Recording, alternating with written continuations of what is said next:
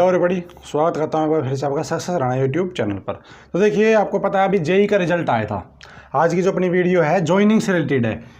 अभी आपको पता है जेई का रिजल्ट आया था, कल कभी आएगा, वेटिंग कभी आएगा। तो ज्वाइनिंग कैसे करते हैं, प्रोसेस क्या होता है, क्योंकि देखिए रिजल्ट तो आ जाता है, उसमें ये लिखा होता है कि अपने अपने डिपार्टमेंट में जॉब को मिले हैं, आप उसमें जाके ज्वाइनिंग ले लो। लेकिन कैसे करनी पड़ती है, क्या प्रोसेस होता है, क्योंकि ज्वाइनिंग ऐसा नहीं है आपने लेटर लिया और ज्वाइनिंग हो गई, नहीं, एक प्रोसेस होता है। और आपका टाइम खराब ना हो, आप उलझन में ना पड़े, क्योंकि देखिए सभी को नहीं पता होता क्या क्या प्रोसेस फॉलो करना होता है। जिनके घर में कोई सरकारी नौकरी है, जिनके भाई बंधु या अड़ोस पड़ोस में जो लगा है, तो वो तो बता देते हैं कि आपको ये करना पड़ेगा, लेकिन सबके साथ ऐसी सिचुएशन नहीं होती है। तो क्या प्रोसेस है वो बताता हूँ। तो देखिए, सबसे पहली बात तो ये कि मान लो आपके पास जैसे जेई का रिजल्ट आया था, उससे अगले दिन आ गया डिपार्टमेंट अलॉट आपको क्या किए। तो मान लो आपको मिल गया, एक एग्जांपल दे देता हूँ कि आपको मिल गया, यही मिल गया हरियाणा एसएससी, ये डिपार्टमेंट आपको मिल गया। अब आपको क्या करना है, तो पहले तो आपको इस डिपार्टमेंट में जाओगे, आप फर्स्ट आपको जाओगे, वहाँ से आपको ज्वाइनिंग लेटर मिलेगा।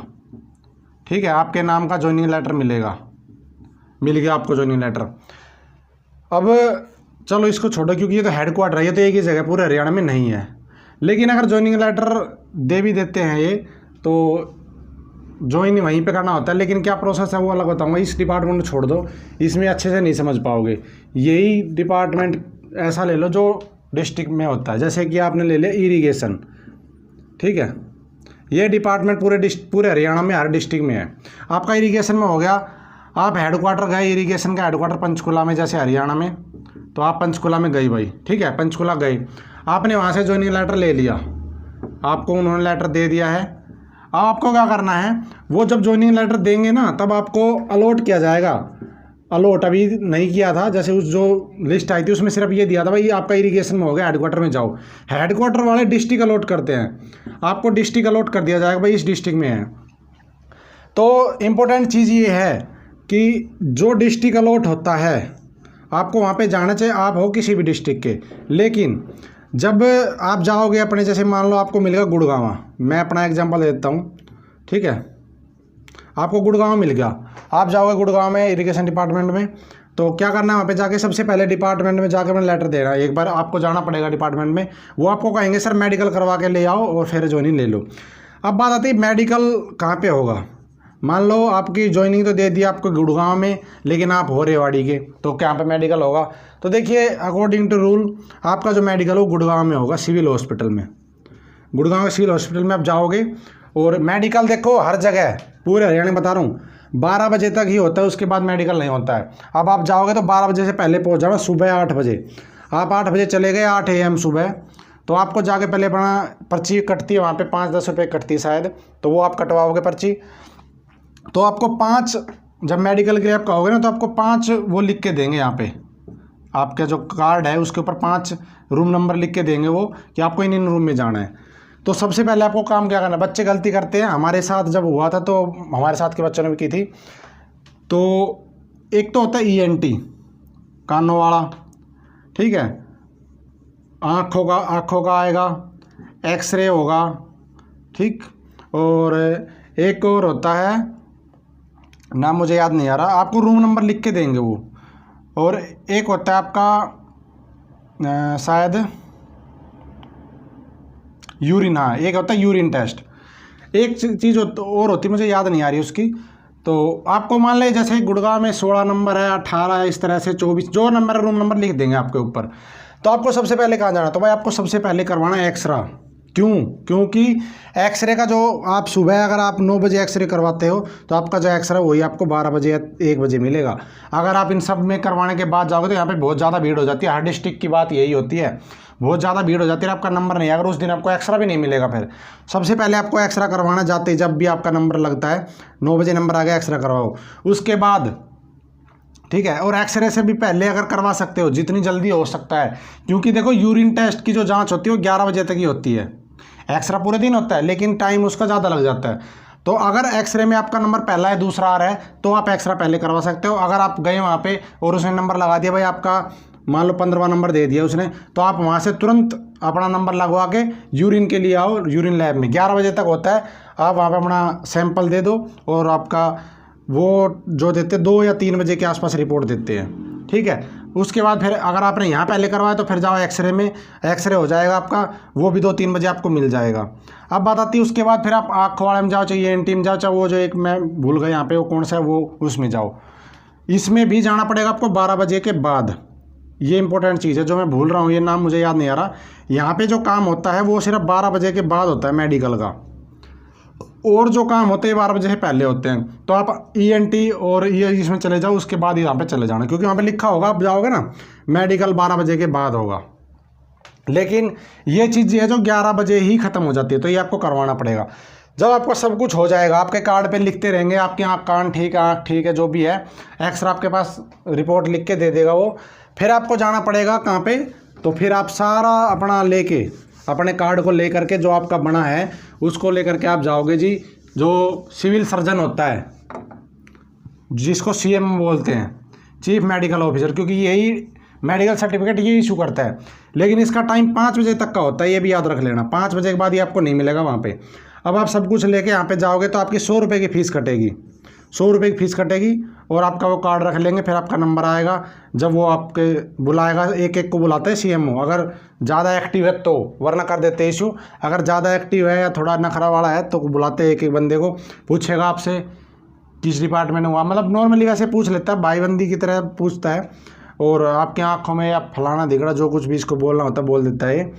और अगर कोई भी कमी होती है, वैसे तो नॉर्मली ही होते हैं ज़्यादातर, लेकिन कोई कोई हो जाता है ना अलग स्वभाव का, तो अगर वो हुआ तो वो फिर आपसे ज़्यादा क्वेश्चन भी करवा सकता है, वो खुद भी पढ़वा सकता है। एक होता है कलर ब्लाइंडनेस वाला सिस्टम, कलर ब्लाइंडनेस होते काफ़ी बच्चे, तो वो उनसे वो एक बुक सी होती है, उसमें पूछ लेता है भाई ये बता 27 लिख रहा है 28 लिख रहा है। अगर आपने बता दिया गलत, और जो आँखों वाला डॉक्टर उसने आपका दिखा रखा है 6/6, तो वो उसको बुला लेगा, भाई आ जा, तूने ये कैसे कर दिया है पास इसको। तो इस तरह से दिक्कत हो सकती है। तो आपको मेडिकल करवाना, सबसे पहले मेडिकल करवाने के बाद आप 2 सर्टिफिकेट मिल जाएगा आपको, तो 5 बजे सर्टिफिकेट मिलेगा, और उस दिन आपका डिपार्टमेंट बंद हो जाएगा। अगले दिन आप जाओगे सुबह जल्दी से, जैसे ही आप जाओगे ज्वाइनिंग आपको दे देंगे, तुरंत आपको वो कहेंगे सर्विस बुक लेके आनी है। देखिए मैं आपको इसलिए बता रहा हूँ ताकि आपके चक्कर ना लगाने पड़े, आप परेशान ना हो।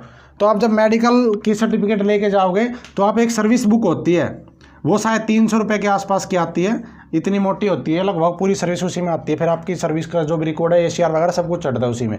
तो आपको कहेंगे सर्विस बुक लेके आओ, तो आप ऑलरेडी सर्विस बुक अपनी लेके जाना परचेज करके, और 2 फोटो लेके जाना है, और सर्विस बुक में लगते हैं वो।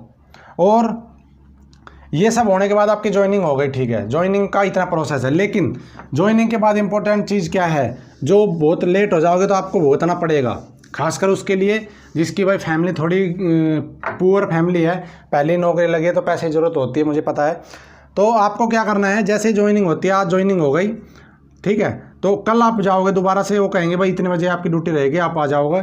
तो जैसे आप जाओगे तो आप सबसे पहले आप कहोगे भाई कि सर मेरा प्राण नंबर का फॉर्म भरवाओ। प्राण नंबर ये इंपॉर्टेंट है भाई, पैन कार्ड की जैसे पैन कार्ड होता है ना, ऐसे प्राण नंबर एक जारी होता है, प्राण नंबर। जैसे PF होता है, PF का UNA नंबर, ऐसे सरकारी एम्प्लॉय का होता है प्राण, लेकिन इसमें प्राइवेट में आ सकता है, लेकिन सरकारी में यही यूज़ होता है प्राण नंबर। तो इसका फॉर्म भरा जाता है, ऑनलाइन भी ऑफलाइन भी। ऑनलाइन ज़्यादातर काम नहीं करता है, वो एक्टिविटी नहीं होती, तो ये ऑफलाइन फॉर्म भरवाते हैं। अगर आपने देखो कोई भी डिपार्टमेंट है वो आपको 2 महीने की सैलरी दे सकता है विदाउट प्राण नंबर, और इसको बनने में लगभग 1 महीना लग जाता है, लगभग बता रहा हूँ। आज आपने फॉर्म भरा 1 तारीख को, तो 30 तारीख तक आपका प्राण नंबर जनरेट होगा।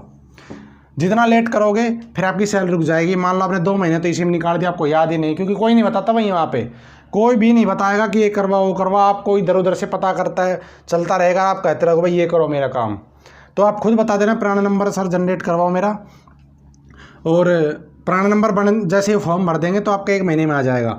2 महीने की सैलरी दे देंगे। अगर 2 महीने में आपका प्राण नंबर नहीं आया तो आपकी सैलरी रुक जाएगी, फिर आपको जब तक सैलरी नहीं मिलेगी जब तक आपका प्राण नंबर नहीं आ जाएगा।